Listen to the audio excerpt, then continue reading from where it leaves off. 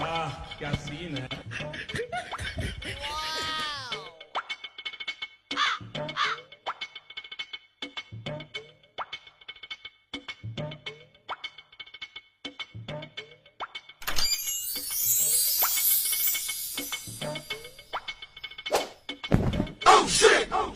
সেনাপতি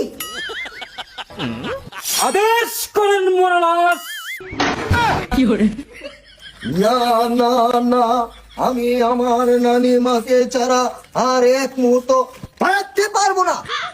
সেনাপতি, আপনি রাজ্যে ঘোষণা করে দেন, আজকে নানি মাকে উদ্ধার করতে যাব।